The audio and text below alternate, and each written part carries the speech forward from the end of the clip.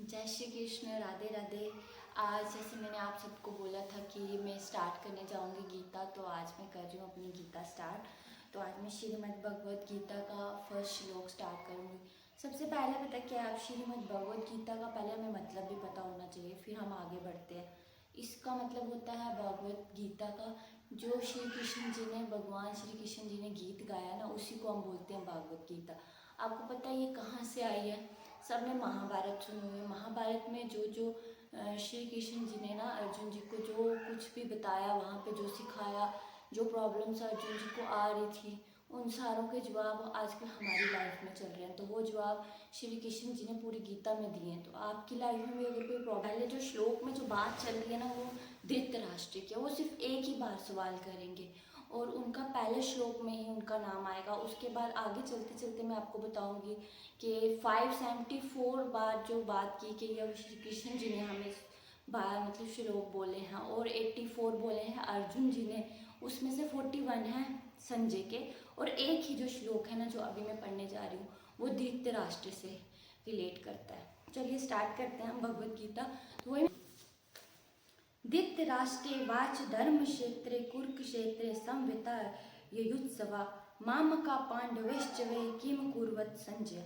ये हमारा पहला श्लोक है जो संस्कृत में है, पर मैं इसका आपके साथ पूरा मीनिंग क्लियर करूँगी। देखो, इसमें मैंने आपको बोला ना एक ही श्लोक है जो हमारा भी रिलेटेड है, जिससे धृतराष्ट्र, मैंने 2 लाइन आपके साथ बोली हैं।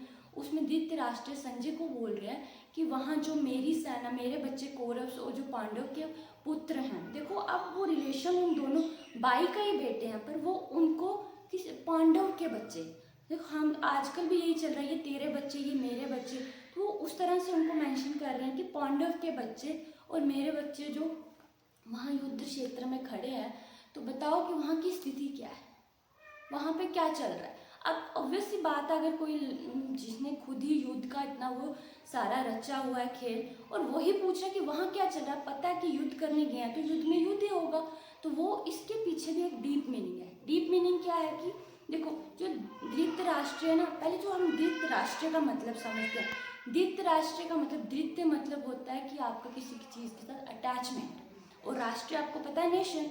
तो द्वित्य की अटैचमेंट किससे है? नेशन के साथ, मतलब राज्य के साथ। तो राज्य क्या है, उसको ये नहीं है कि वो पैट्रियोटिक है या पैट्रियोटिज्म को फॉलो कर रहा है, ऐसा कुछ नहीं है।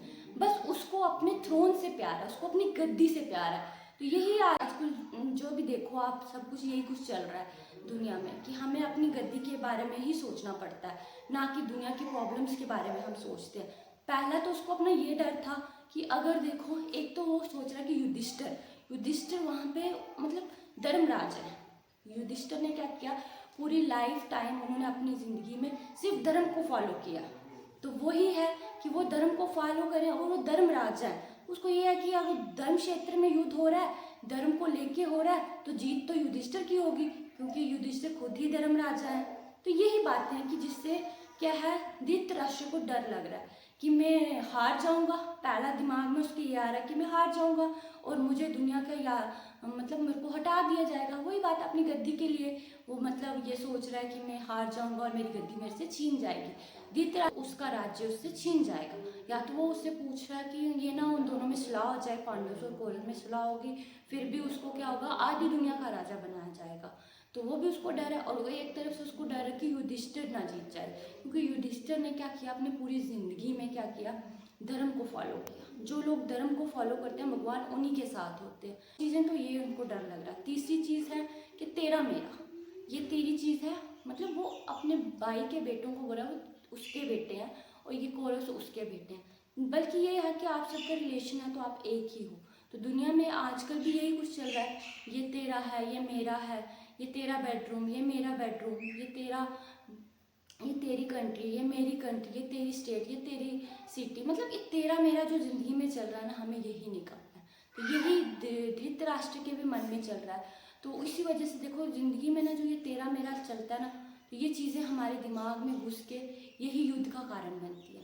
तो पहले श्लोक में हमें यही सीखने को मिला कि धृतराष्ट्र ने संजय से ये सवाल किया कि युद्ध भूमि में क्या चल रहा है, क्या चल रहा है, मतलब युद्ध है, युद्ध भूमि है, युद्ध करने दो। अब हमेशा ऐसे भी होता है, दो टीम्स जाती हैं, हमें पता है कि वहाँ पे क्या करने की, और बेच भी आप रहे हो, फिर ये सवाल का कुछ मीनिंग नहीं है। जिनको दिल में डर होता है ना कि ज़िंदगी में मतलब अब आपके दिल में कोई डर होगा तो ही आप ज़्यादा परेशान हो, मतलब सवाल करने स्टार्ट हो जाओगे, ऐसा क्यों हो रहा है, क्यों हो रहा है, ऐसा वहाँ क्या हो रहा है, जबकि जब आपको ही पता कि उस चीज़ का कारण ही आप हो, तो फिर ये सवाल तो बनता ही नहीं।